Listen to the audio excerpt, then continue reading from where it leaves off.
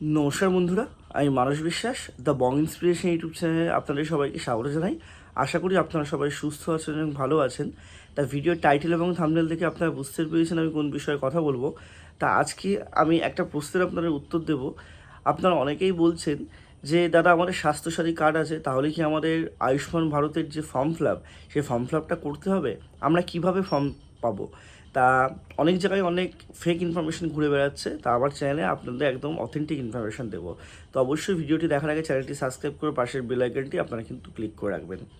তা দেখুন, আপনাদের আয়ুষ্মান কার্ড করার জন্য আপনার যদি স্বাস্থ্যসাথী কার্ডটা থাকে, তাহলেও তো আপনারা কিন্তু আয়ুষ্মান ভারতের যে প্রকল্পের সুবিধাটা দেওয়ার জন্য আপনাদের ফর্ম ফিল আপটা করতে হবে, কারণ সেখানে স্বাস্থ্যসাথী কার্ডের আইডির যে নাম্বারটা বা ইউআরএন নাম্বারটা দেওয়ার জায়গা কিন্তু আছে।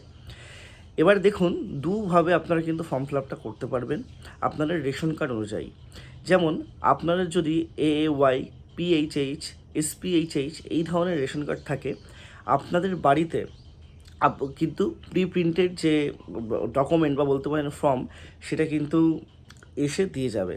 ঠিক আছে, কারা দিয়ে যাবে? সেটা বিএলও হতে পারে, সেটা অন্য কেউ সরকারি কোনো কর্মচারীরা এসে কিন্তু তারা দিয়ে যাবে।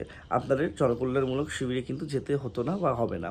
ঠিক আছে, আর যাদের RKH1, RKH2 এই ধরনের বা জেনারেল কার্ডগুলো আছে, তাদের কিন্তু অবশ্যই জনকল্যাণমূলক যে শিবিরে বা জনকল্যাণ শিবিরে সেখানে যেতে হবে, সেখানে গিয়ে ফর্ম আপনাদের জমা দিতে হবে এবং 70-এর ঊর্ধ্বে যদি আপনাদের বয়স হয়, আপনারা কিন্তু ফর্ম ফিল আপটা করতে পারবেন।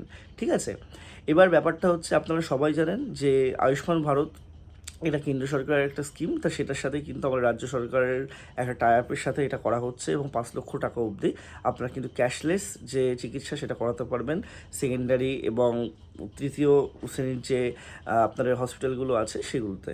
ঠিক আছে, তো অবশ্যই আপনারা বিভ্রান্ত হবেন না। আপনারা সবাই যারা যারা এলিজিবল, আপনারা কিন্তু ফর্ম ফিল আপটা তো আপনারা করতে পারবেন। শুধু একটাই কথা, ঠিক আছে, বাড়িতে কিন্তু প্রাপ্তবয়স্ক কোনো ছেলে থাকা যাবে না, এরকম একটা যেমন ক্রাইটেরিয়া ছিল। ঠিক আছে, সরকারি চাকরি এবং অন্যান্য যে সুযোগ সুবিধা যারা পান তারা কিন্তু এই কার্ডগুলো পাবেন না। তা এইগুলো একবার দেখে নেবেন, আমি ভিডিও করেছি, সেই ভিডিওর আই বাটনে লিঙ্কও দিয়ে দিচ্ছি, আপনারা দেখে নিতে পারবেন। সবাই সুস্থ থাকুন, বিভ্রান্ত না হয়ে ভালোভাবে সরকারি প্রকল্পের যে সুবিধাগুলো আপনারা পান।